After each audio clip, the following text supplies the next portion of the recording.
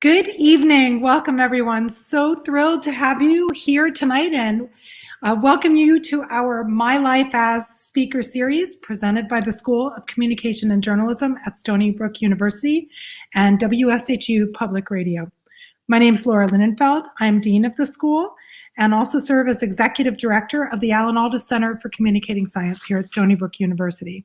I'm especially thrilled this evening to be joined by Sarah Ruberg.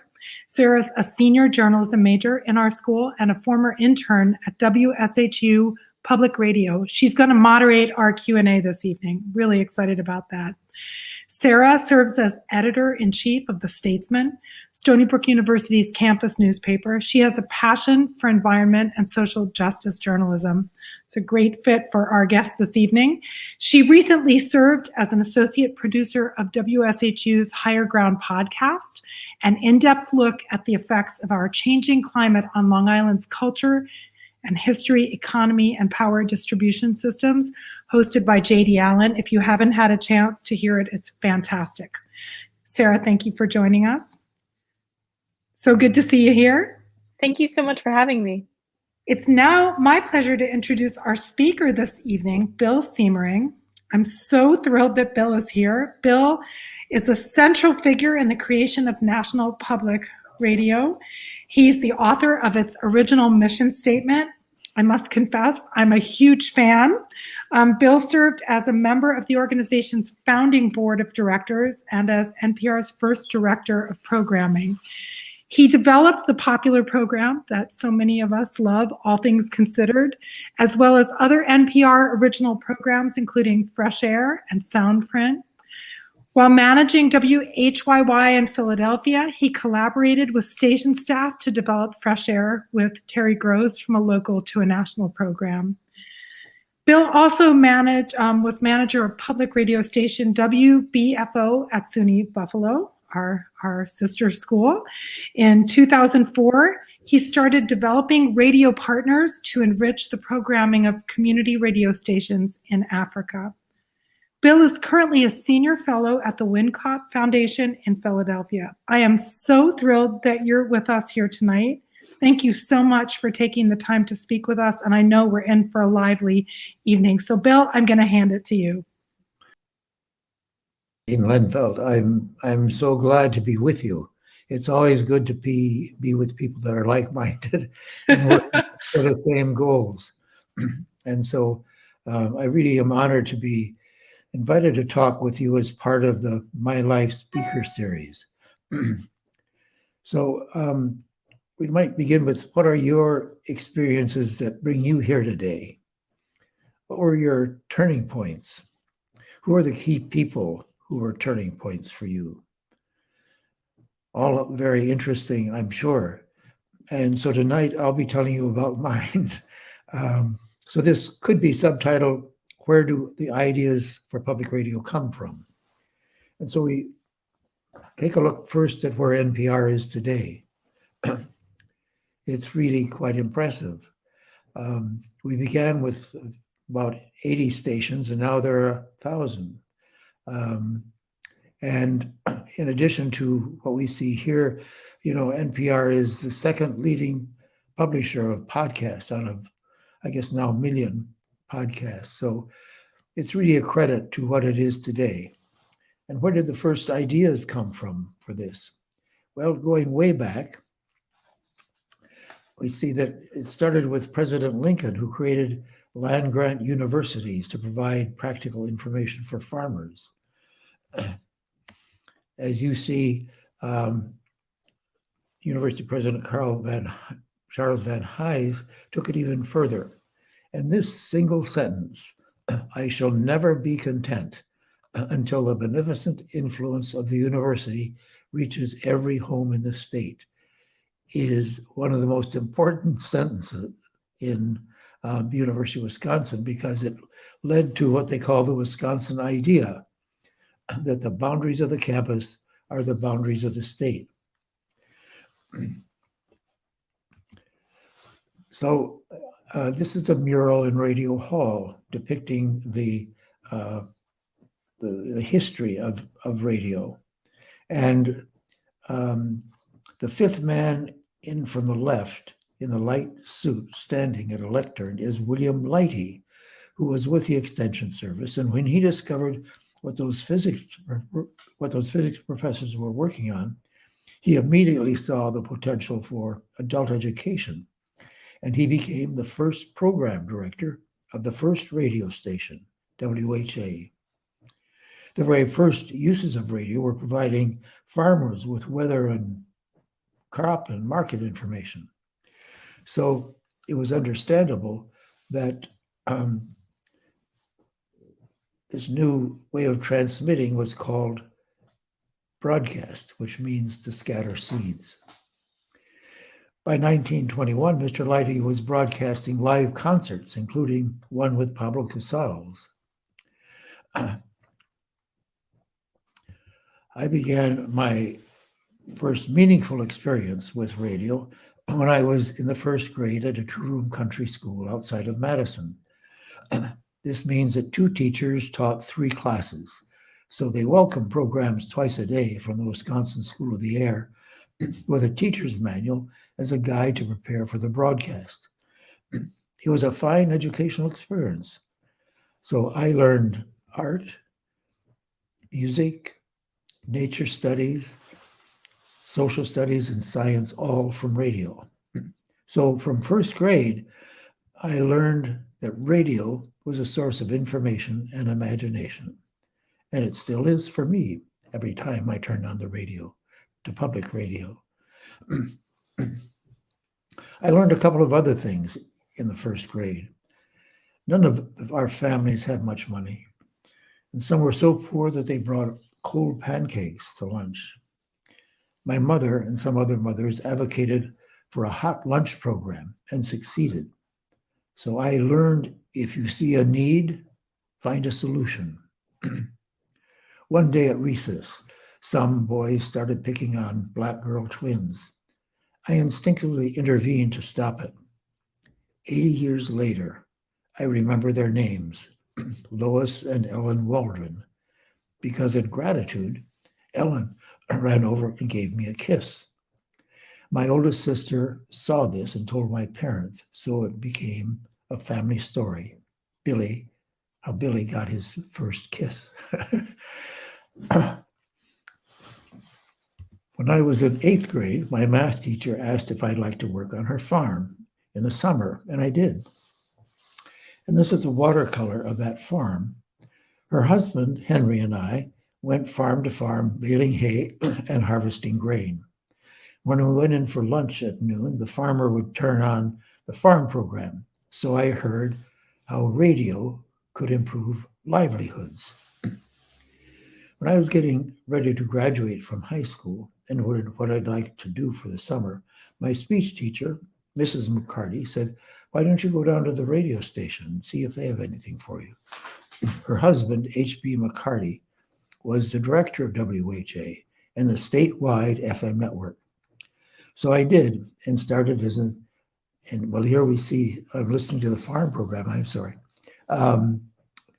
This shows what happened when we went in for lunch. We'd hear this kind of broadcast. They weren't always in the field, of course. Anyway, so here I am, starting as an engineer. And then I worked on air as an announcer, newscaster, and actor. Working my way through the university of the station, I learned all the basics of radio. After I graduated, I went on active duty in the Army as required then, and served my time supervising prisoner instructors at the United States Disciplinary Barracks at Fort Leavenworth, Kansas. It's a maximum security prison for Army and Air Force offenders. So I supervised these other prisoners, and because the average education level was about 7th grade, they were studying to get their GEDs. So I learned to see the humanity beyond the crime. Some years later, then I went to the student, I went to manage the then student station, WBFO, at SUNY Buffalo. Interested in the diversity of the area, I produced a series of programs with the Tuscarora Native Americans called Nation Within a Nation. Then walking through the Black community, talking with folks porch to porch, I learned about their views of the media and their needs. From this, I produced a series of programs on what it's like to be a Black person in Buffalo. This was in the 60s, so I called it To Be Negro. Now, in the last year or so, we've been having a lot of programming for Caucasians to put ourselves in their position, to see what their lives are like. But we were starting to do this back then, and there were no people of color in the media then, in print really, or television. So out of this, I realized their voices need to be heard more on a regular basis. So with funds from the Corporation for Public Broadcasting, to establish a studio in the heart of the Black community. Residents living there produced a variety of programs, from discussions to jazz, for 27 hours a week. This is the project director, Earl Sinclair.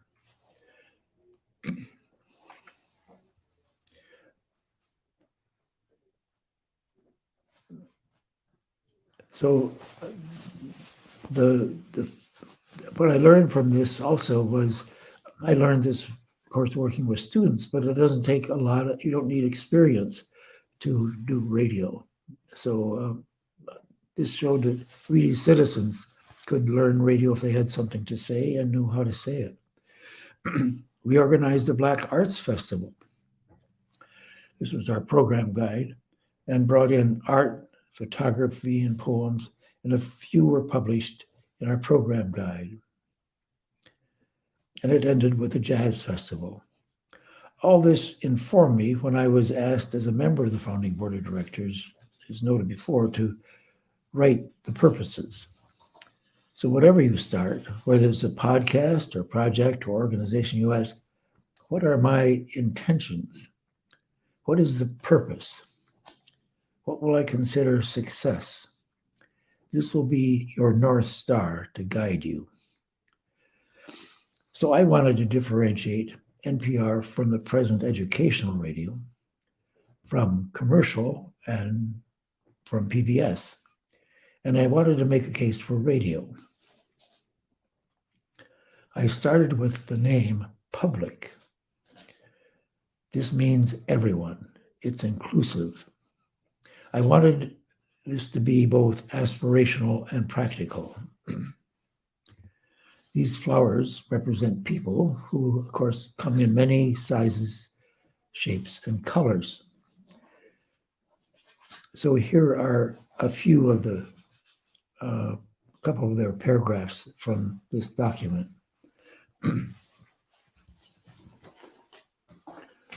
National Public Radio will serve the individual.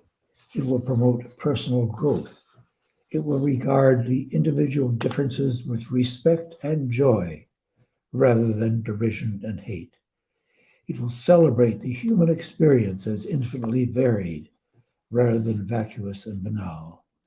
It will encourage a sense of active, constructive participation, rather than apathetic helplessness.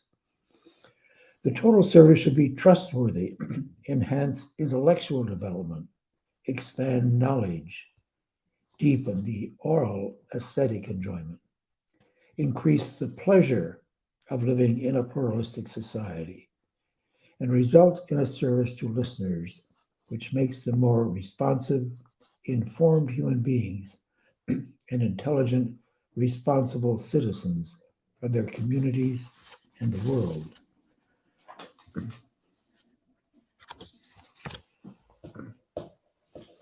Then in talking about kind of the editorial approach, I wrote, it would not substitute superficial blandness for genuine diversity of regions, values, and cultural and ethnic minorities which comprise American society.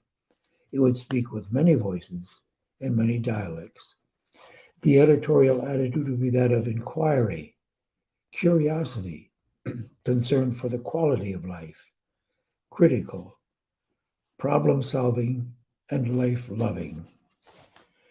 The listener should come to rely upon it as a source of information, of consequence, that having listened has made a difference in their attitude toward the environment and themselves.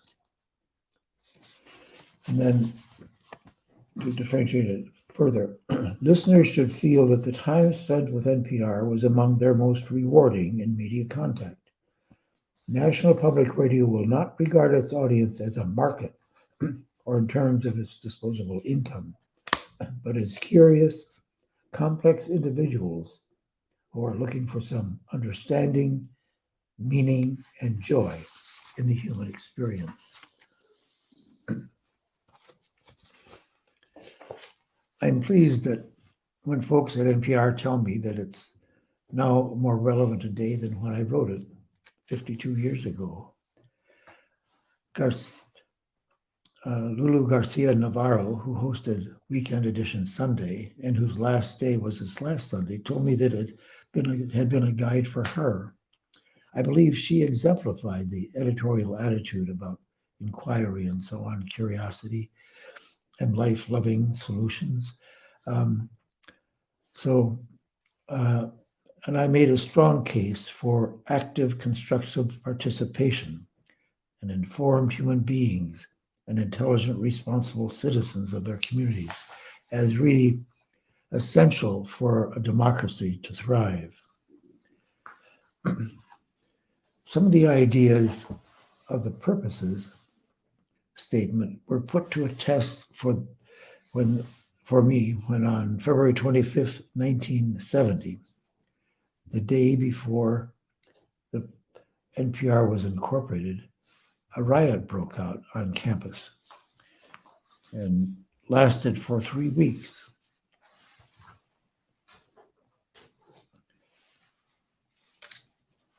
So it was a very extraordinarily large event when you have police occupying and when it going on that long. So we aired interviews, town hall gatherings, panel discussions, in all 140 hours. Jack Allen wrote in the Buffalo Courier Express, WBFO is a beacon of light and reason amid passionate voices which scream from all sides of the spectrum. It would be extremely difficult for a person of any persuasion to prove bias or failing to give every side its time on the air. Well, this experience gave me confidence that I was on the right track. And buoyed by this, I continued with an afternoon program that included interviews with writers, and there were many at the university, John Barth, Leslie Fiedler, Robert Creeley, and we also played music. I called it This is Radio, and I meant it as This is Radio, damn it, because I was always tired of the way people were putting down our medium.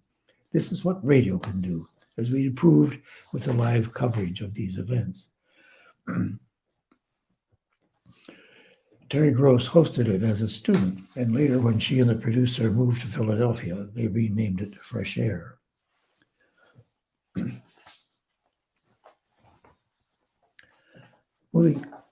So these are some other scenes from this time on the campus.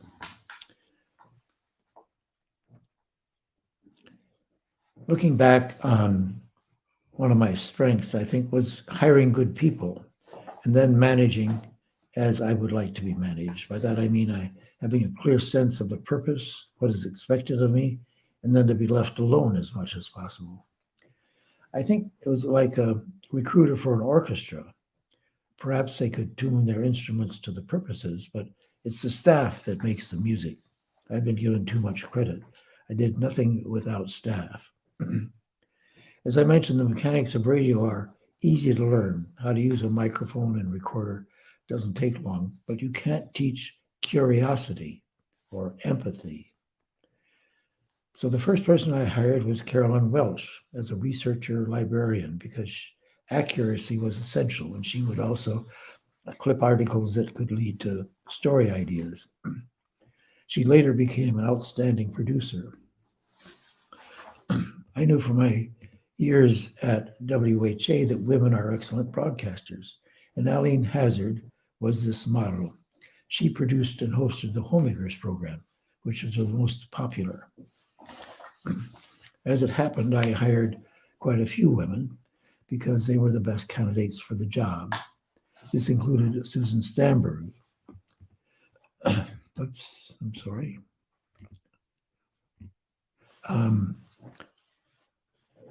She just exuded curiosity. Her voice is rich with tone color, and she has a strong air presence. Not all reporters make good hosts. At the same time, she wanted to only work part-time because she had a young son. However, the next year, on March 1st, 1972, Susan became the first woman to host a national news program. I know this may seem strange to many of you who are so used to seeing and hearing women on the air. And she continues to produce pieces at age 82.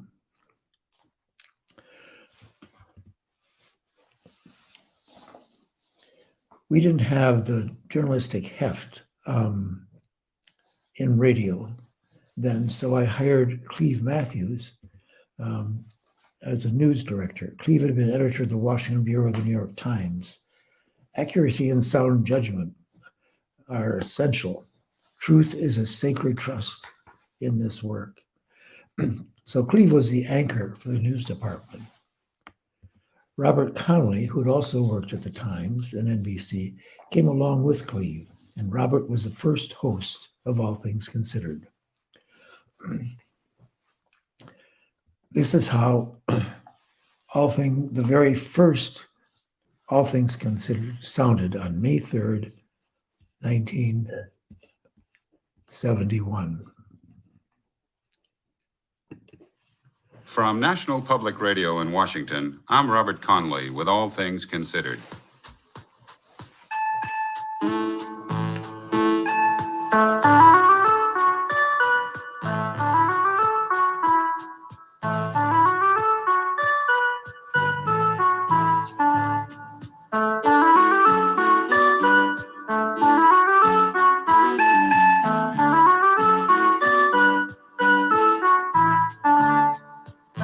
Once you start doing the drug often enough to get to the point where when you wake up in the morning, your nose is running and your stomach is cramping.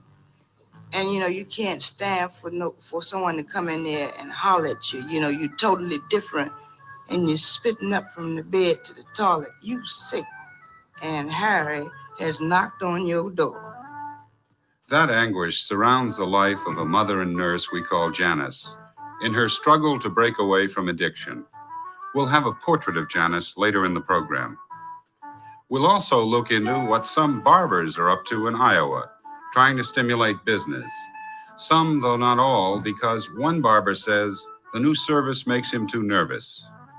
But in the top of the day's news, the crush, catcalls, flux and flow of the demonstrations in Washington against the war in Southeast Asia. As a result of those demonstrations today, somewhere between 6,500 and 7,000 protesters have been picked up by the police. By having the nurse as the tease, I was making a statement that we will talk with people who are experiencing a problem, not about them. We will go to primary sources and hear voices not usually heard on the radio, and we value the individual. So Robert mentioned this extraordinary day in Washington, the largest anti-war demonstration ever. And we had an 8-minute documentary of those events, which is quite amazing that we put that together in that short a time. Notice how Jeff Kamen describes the scene. It lets the sound be part of the storytelling.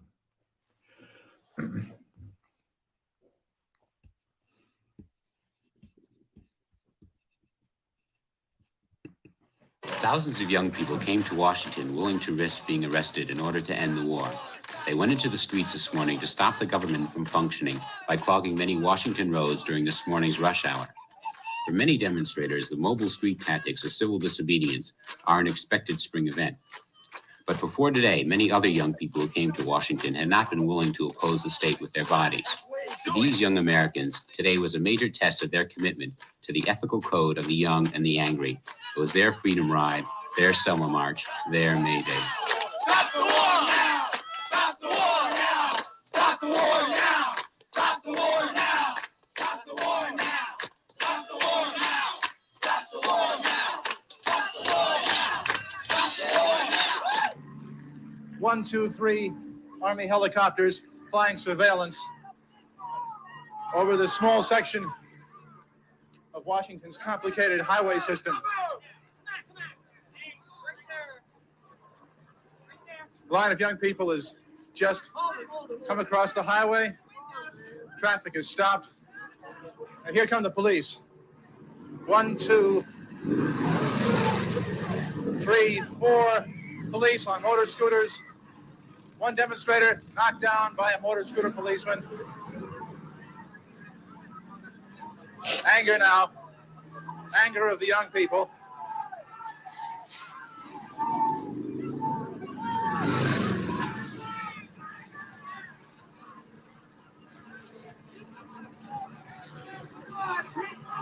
And here come more police.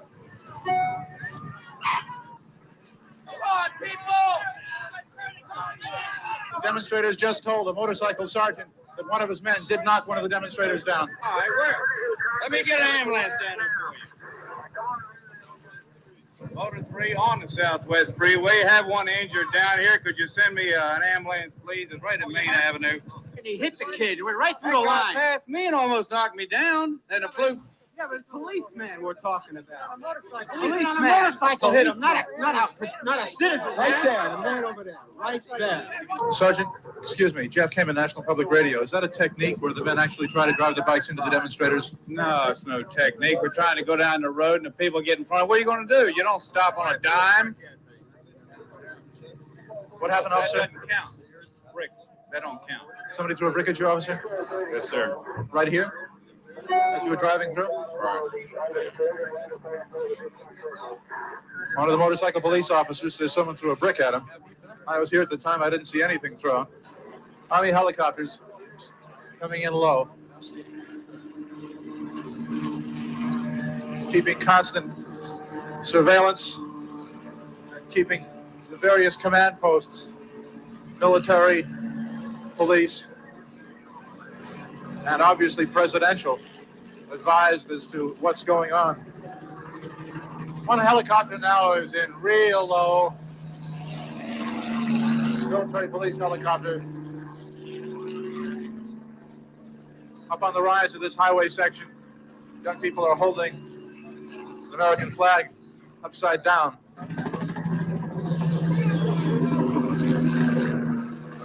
A handful of police officers has succeeded in clearing at least half of this roadway, and traffic is flowing again. A Washington, D.C. bus has just arrived. Police officers wearing white riot helmets come out of the bus. They snap on their helmets. Integrated police team. The demonstrators are fleeing. The police officers are carrying or wearing their tear gas masks. The tactic this morning, the citywide tactic obviously is to keep the demonstrators on the run. With almost everybody who wants to get inside the Pentagon already inside, as you make a ring around, you see only half dozen young people sitting quietly, placidly across the street from the river entrance to the Pentagon. Now, are you surprised to find yourselves the only ones here? Yes. There'll be more people later, though, like I said before. You sure? Oh, I'm positive. This is where people want to come to. How do you explain the fact that you're the only ones here so far? Because there was other things to be done. They had to stop the traffic from getting here first. I think that was the first objective, and then I think now they'll try to get here. Well, look, there are supposed to be thousands, and there are only 6 of you. There's thousands of Marines and thousands of cops, too. It's easy to get over in small groups, but large crowds really have a rough time. They get busted before they get over. If you do not move back where you were, you'll be placed under arrest. You saying that officially that Yes. we do not move? Right on. We're here If you to don't go take back on the other we're side, here to take the tour. we don't have any tours. Yeah, that's not what I was told. There's Yeah, but tours this- through the Pentagon this all the is time. Where do we go to find out about the tours? I'm telling you, there's no tours. Will you give that to us in writing? That there are no tours in the Pentagon? I tell hundreds of people each day there's no tours. You don't have to write it. There are never any tours through the No Pentagon. conducted tours unless you make previous arrangements. Now, how did you get here? I came by boat on the Potomac River. Is this your boat? Yes. Would you describe it? It's a one-man kayak. Well, it must be pretty hard to get here if you're the only demonstrator in front of the Pentagon and you had to come by kayak. No, I'm sure I could have driven a whole lot easier. Yeah, but anyway, this man is wearing orange, what do you call them? Mae West, is that what you have on? It's the life preserver. Life preserver and a white crash helmet. And he carried a green kayak from the Potomac River onto the grounds of the Pentagon. What are you going to do now? Go back to the Potomac River. Maybe paddle across and go through the reflecting pool, then back upstream. But surely you must have expected to meet a lot of other people here. Yes, I did. I'm kind of disappointed. Washington is literally girded in a series of expressways. And as they come into the city, they overlap in many places. So many places that it seems that wherever the police go to move demonstrators, demonstrators are still able to move elsewhere. All the pigs came running out and just spraying mace and grabbing people, and they just got them all over to the side, and it was over as fast as it started. Were they careful about who they maced? No. There was a priest up there I saw. There were some straight-looking people. You know, they were just. I mean, they were macing them in the back. You know, which I can't dig. You know, I mean, they were already running, and they were chasing them with the mace in their hair and in their ears and the back of their neck. And there's, you know, they were running away, not towards. And they maced them in the back. Yeah, I mean, they all were being maced in the back. The march never went forward. It was always being back down here as a retreat. And instantly, it was like stopped and turned around. And the whole time, they were just macing them in the back. I see you wearing Red Cross insignia. You're part of the medical cadre of the demonstration? Yes. 2 police officers just grabbed 2 demonstrators. They were just walking. Officers are now searching the pockets of the demonstrators. One demonstrator is forced to lean over the stone wall. Search is peaceful but unprovoked. Tear gas is being fired outside the Department of Agriculture. There weren't a lot of demonstrators here, but when the police moved out, they grabbed as many long-haired young people as they could find, grabbed them and searched them, put them up against walls, buses, cars, searched them. Today in the nation's capital, it is a crime to be young and have long hair. How I wish that we could all be in person and talk about this. I'm sure it evokes some comments from you, and be glad to answer questions afterwards if you'd like to write them. This ends the first part of my presentation, and so if you have questions, I'll write them now. Kind of briefly, we're going to go halfway around the world for something totally different as the use of radio and its impact in development. So we go to the continent of Africa, which is much larger than we realize. As you can see, the United States, Europe, and China, and other countries all fit in within Africa. So when people say Africa, they sometimes think it's one place, and you see it's so vast. So we're going to see it through the eyes of the nonprofit Developing Radio Partners, which I started in 2004 to enrich the programming of community radios in Southern Africa, primarily Zambia and Malawi. So we begin working in a country,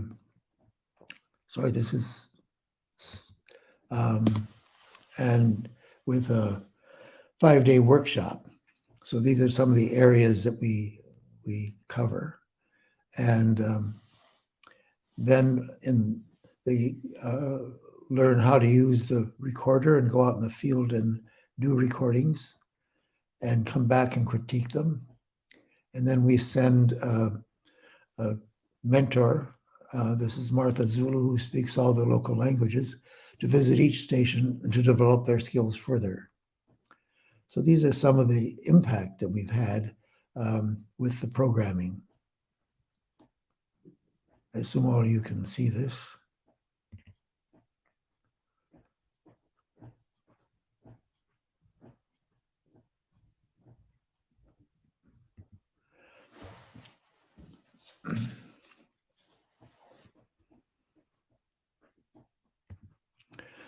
This is Florence, who became a child bride to a man 10 years older when she was 16. She found it to be physically and emotionally abusive. When she listened to the youth-friendly health program, Let's Shine, Florence said, "It gave me the courage to get out of the mess I was in." Her mother was listening also, and she said, "I wanted her to feel welcome and loved when she got home. I also wanted to make sure that to keep her to help her keep the reproductive health conversation going between us so she doesn't have an early pregnancy." So Florence is one of many girls rescued from child marriages, due in part to the health programming started by DRP. The hoe is the basic tool in farming, and it will be for some time. So the only way we can improve the livelihoods is with information. Ida here learned how to conserve water so she would have it during the drought and was able to earn more money selling tomatoes. We also give stations money for community activities. And one of the programs on the environment and climate, they used the money to plant trees. And then they went on, got further money locally to plant more trees.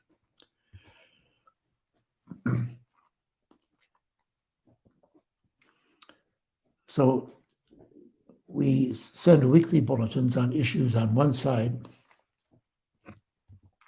and solutions and production tips on the other side. These are all the ideas coming from the field themselves. So you can check more on our website. So now we come full circle, reporting from the field, just as they were doing in Wisconsin and earlier, 70 years earlier. And when Ebola struck in Sierra Leone, the children learned their lessons by radio. So now we're going to stop here, and I'm going to move ahead quite quickly. Time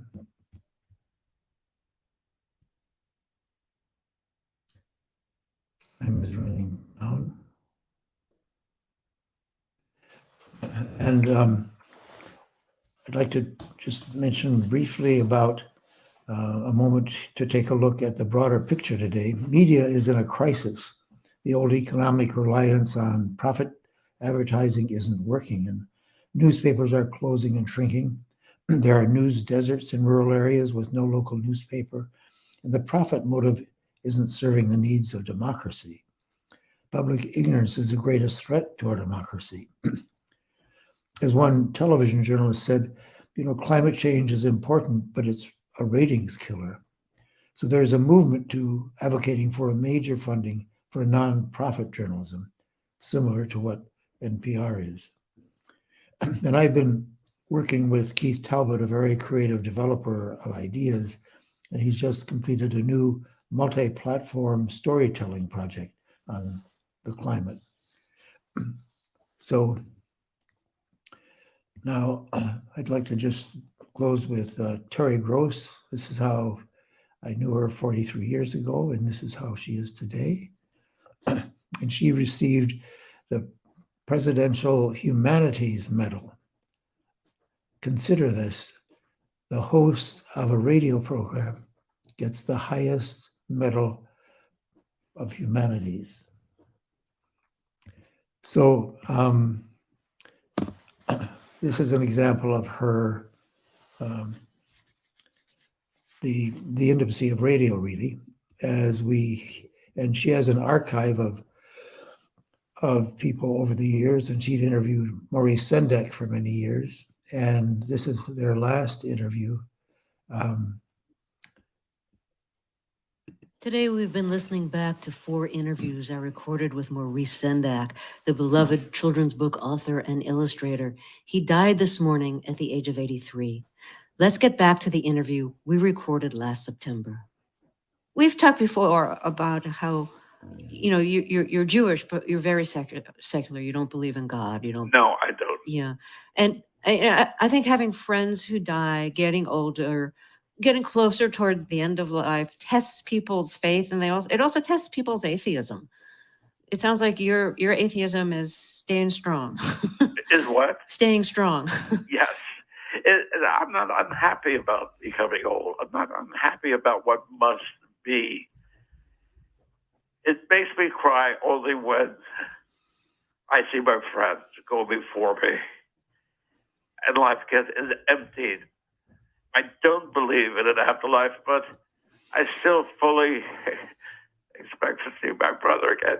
And it's like a dream life. I am reading a biography of Samuel Palmer, which was written by a woman in England. I can't remember her name. And it's sort of how I feel now when he was just beginning to gain his strength as a creative man and beginning to see nature. But he believed in God, you see, and he believed in heaven, and he believed in hell. Goodness gracious, that must have made life much easier.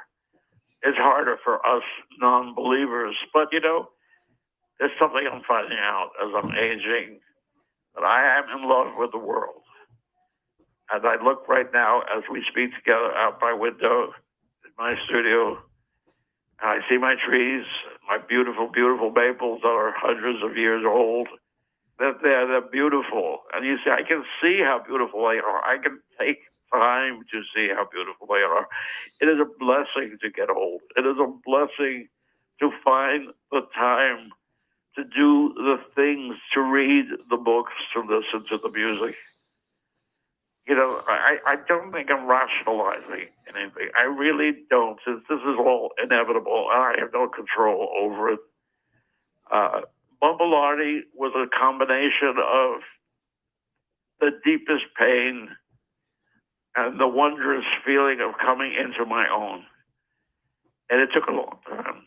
It took a very long time, but it's genuine, unless I'm crazy. I could be crazy, and you could be talking to a crazy person.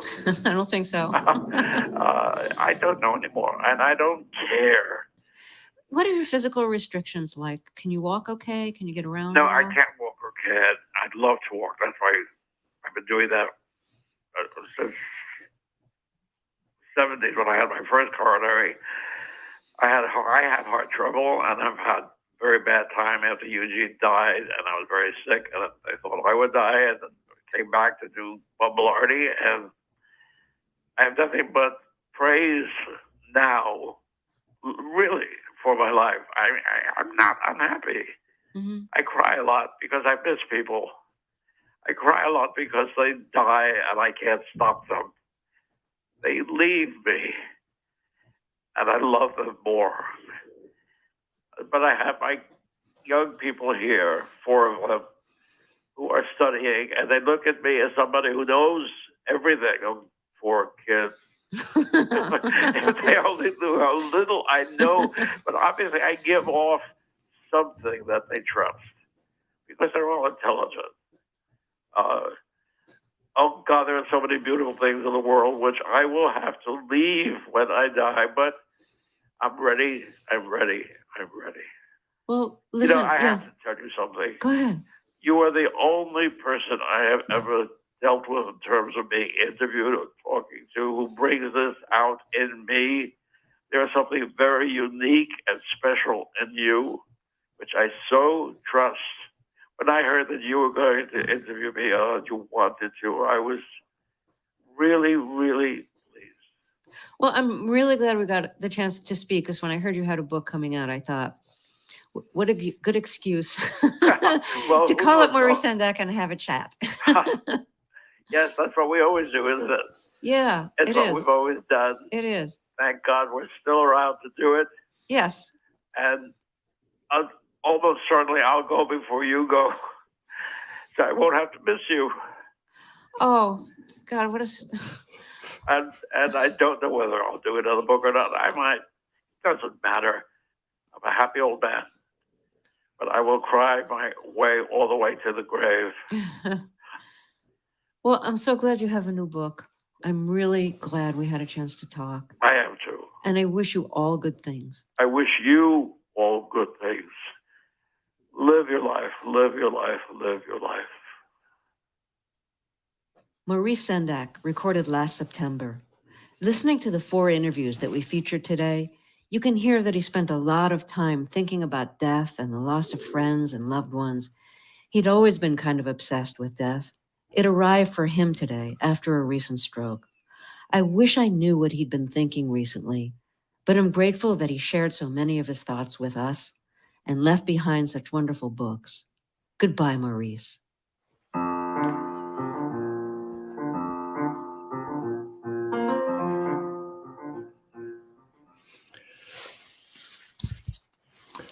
So that ends my presentation. That if you are teary, I am too. I tear up every time I hear that piece. It's also been used as a wonderful example of the way to die, the way to approach death by some people. So I'm glad to take questions now. Hi, Bill. Thank you so much for your wonderful presentation. I got chills from that last part of the presentation. So thank you so much for that. We do have a few questions in the comments. If you guys want to ask any questions, viewers who are watching, please just comment and we'll try to get to your questions. So our first question is from Rima Dial, and she's asking, what has been the most surprising moment or news moment in your personal career and for NPR? The most, what kind of moment? Surprising moment. A surprising moment and in your personal career and for NPR.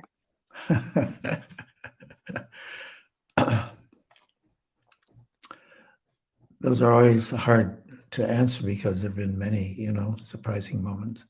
I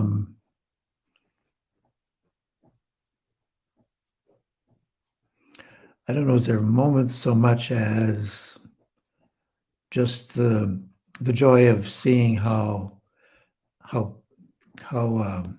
wonderful that many of the people that I hired have blossomed and grown and become such excellent producers or reporters. So I think that gives me the most satisfaction, and to just recently to have Lulu Garcia Navarro tell me how much what I'd written meant to her, because to me it's more meaningful than an award, because it shows how the words came alive and are being lived. Thank you so much. We have another question from Dennis Clark, who says, with so much corporate sponsorship of NPR, do you feel NPR is able to maintain neutrality and independent journalism, as was your original principle for NPR? I trust the journalistic integrity of the staff to protect it from any influence from the underwriters. I agree there are too many underwriting credits, but that's the way they make money, earn money now, and it's an ideal audience for some advertisers. I think it creates the wrong impression sometimes when they have things like Total Wine, which reinforces the stereotype of the NPR listener as being kind of an effete wine sipper or something like that. But the most important thing that you asked was, does it affect them? They always acknowledge when an underwriter is in the news, like recently, just today, Facebook, they say that's one of our underwriters. but you never hear the slightest pulling back or taking it easy or not reporting something difficult. Very true. We have another question from Jacqueline Frigano, and she is asking, how did you decide what to report on when you were first starting out? What to report on as a reporter? Yes.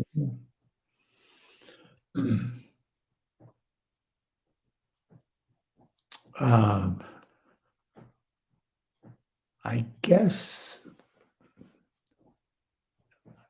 if it was something that affected more people, if it was something that sometimes I would report on, solutions rather than just problems to kind of balance that out. So it's not all gloom and doom, and I think that's one of the issues with the climate reporting. That's been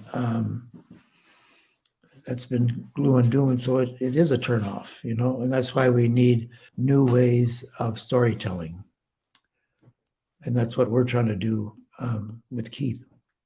And I know that this is a big topic for you, and maybe we can work together on it. That this is one of your focuses too, and there's nothing more important than climate. I mean, we don't have much time left, and it's very worrisome. If people have trouble wearing masks, they're going to have to do a lot more, change in their lives with the changing climate. Yeah, that is very true. We have another question from Lindsay Damiano, and she is asking, do you have any prediction about what you think the future of NPR might look like? No. Well, you can't predict the future. No one could predict the internet. No one could predict, podcasts or COVID. So I don't believe there's nothing you can predict. And maybe tomorrow I've got a to-do list, and I might not get through that. So fair enough. I assume it will continue on strong. That's all. Very true. We have another question from Rima, and she is asking, how do we combat fake news and alternative facts? That's a huge question, and there have people that have been addressing that.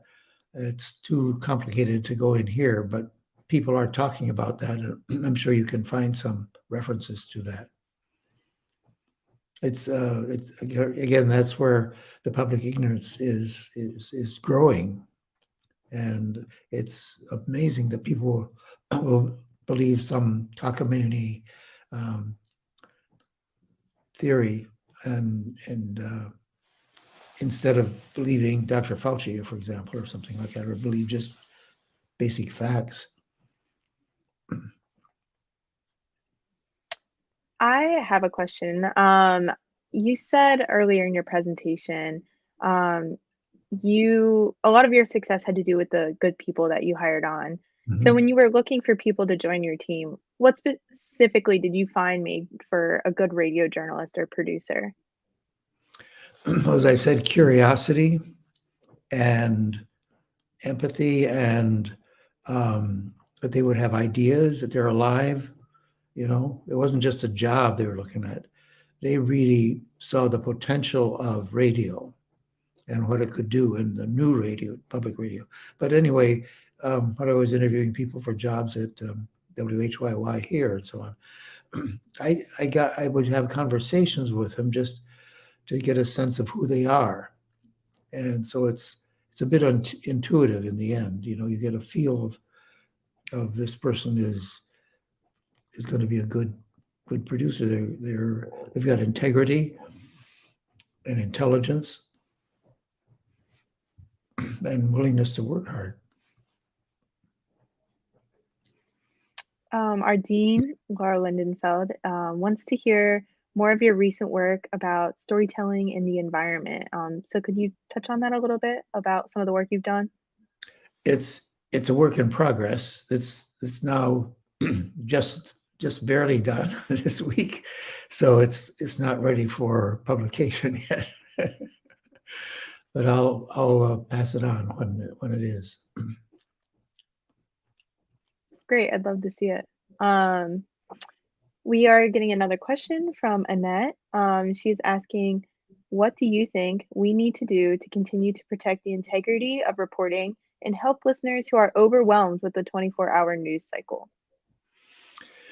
That's a good question. Actually, there is news fatigue. People have documented that the listenership to some of these programs has dropped a lot to some of the cable channels that used to have a large audience don't now.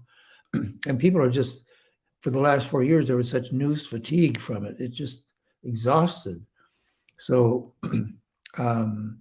people are tuning in less now.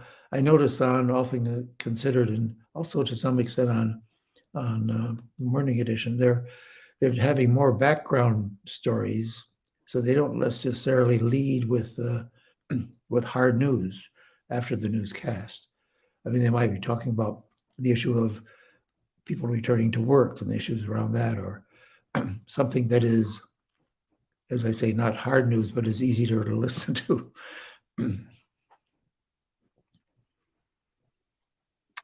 I just have one last question. What advice do you have for journalism students who want to go into the field of radio? What should they be doing now? And how should they be jumpstarting their careers? I guess doing what they are, learning all they can, and preparing. I would say, doing, if you can work in even the student radio or something like that, if they have that, or just imagine some of the stories you would be covering, but mainly just prepare yourself academically and by your lab experience, your field experience, so you're ready when you graduate. Great. Thank you so much, Bill. I believe that's the end of our presentation tonight. We really appreciate you taking the time and coming on with us. Well, thank you very much for inviting me. It's been a real pleasure to be with you. And Yeah, I of just course. regret I can't be with you in person, that we all can't be together. Yeah, it's a shame, but It'd be fun to continue this conversation. oh, sorry, my lights went out. But we all hope to see you all at our next event, the Marshall R. Loeb Lecture, featuring veteran journalist and media executive S. Mitra Kalita. It's on November 16th, Tuesday. But thank you again, Bill, for coming in. Sorry, I had to turn my lights on. Thank you again, Bill, for coming on. We appreciate it. Thanks. Bye. Good night, everyone. Good night.